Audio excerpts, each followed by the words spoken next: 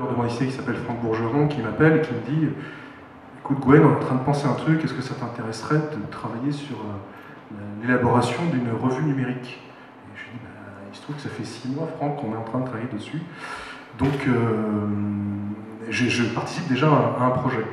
Et en fait c'est le projet qui est devenu aujourd'hui le projet de la revue dessinée, et dans ce même coup de fil on s'est dit, on ne va pas se marcher dessus, ce serait idiot, il vaut mieux qu'on soit complémentaires. Quelle est notre tendance naturelle, quelle est la tendance naturelle des deux projets? Et les gens de la revue dessinée, qui ne s'appelait pas encore la revue dessinée à l'époque, il n'y avait pas de nom, allaient plutôt vers le reportage, vers le réel. Et nous, notre tendance naturelle était plutôt la fiction. Donc on s'est dit, on va appuyer les deux.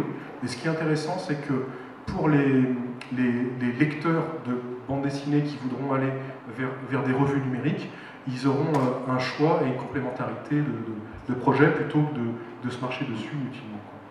On a trouvé le nom de Professeur Cyclope et 5 minutes après avoir envoyé un mot à Franck Bourgeron pour lui dire notre titre, il m'appelle en disant « c'est incroyable, Cyclope c'est le mot qu'on a trouvé pour notre revue ».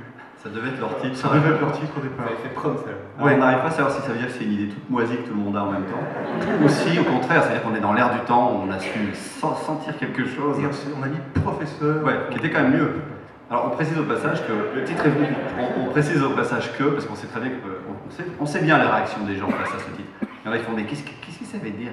On dit bah oui, bon bah ça va s'imposer. C'est-à-dire que c'est pas un titre programmatique complètement du style vous avez le titre, vous savez ce qu'il y a dedans. On voulait un truc qui nous plaise, qui résonne. C'est pensé pour la tablette. Et d'autre part, un des effets étonnants qu'on a eu en montrant le prototype à des gens qui étaient des amateurs de bande dessinée classique, plutôt réticents à lire en ligne, c'est qu'ils se sont rendus compte en fait que la lecture, la façon de redécouvrir le dessin pouvait être magnifiée par l'expérience de l'écran.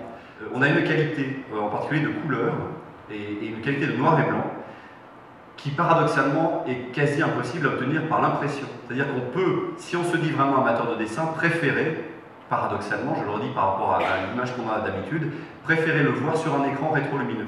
On pourrait adapter ça en BD classique. Il y aurait moyen de mettre les cases les unes à côté des autres. Maintenant, on va dire que l'expérience est meilleure quand on lit l'épisode en case à case. Ça m'amène à revenir d'ailleurs à ce que je disais sur les pages complètes. Qu'est-ce qui fait aussi qu'il y a un intérêt à garder des pages complètes alors qu'on pourrait croire que c'est un peu désuet par rapport au numérique? C'est aussi un désir d'auteur. C'est qu'en fait, un auteur de bande dessinée, il y en a un certain nombre qui n'ont pas envie de faire du case à case parce que ça les fait abandonner une des choses qu'ils adorent dans la bande dessinée, c'est la page. Or, la page, qui a été énormément théorisée par des gens comme Will Eisner ou MacLeod, c'est une œuvre en soi. C'est ce que Eisner appelle une métacase. Or, est-ce qu'une page de Philémon par Fred en case à case aurait du sens? Pas du tout. Parce qu'il pensait ces pages avec des jeux entre les cases. Donc il y a des auteurs qui ne veulent pas abandonner ça, et nous on ne veut pas abandonner ça non plus. Donc récupérer un format façon tablette, entre guillemets classique, mais un peu repensé, ça permet à ces auteurs de continuer à penser ce type de BD qu'ils adorent. Il faut expliquer que pour l'instant il y a une démo qui existe sur le site, on peut aller voir les premières pages. C'est celle qu'on est en train de vous montrer actuellement, elle est en ligne. C'est ça, vous pourrez sur professeurcyclope.fr, vous pourrez voir cette démonstration. Alors, l'exemple qui est en train de défiler, il est super important et intéressant. Mais il mérite un commentaire avec. Là, on a l'exemple type d'une BD qui est faite. Alors, il y a une double utilisation de choses qu'on voit facilement en ligne, c'est le scrolling et c'est le GIF.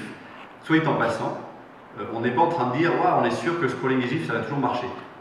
On précise bien parce qu'on sait que c'est une BD qui peut laisser les gens un peu perplexes parfois. Il y en a d'autres qui adorent, nous c'est notre cas. Mais ça mérite un petit accompagnement, un petit commentaire dessus.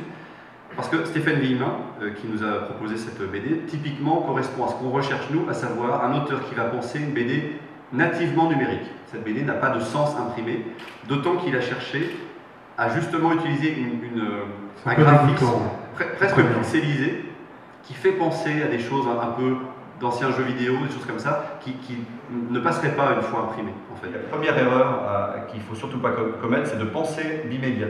Il faut d'abord penser turbomédia, avec des effets turbomédia. Il sera temps, éventuellement, si c'est un succès, de réadapter ça sous forme de planche et d'en faire une BD.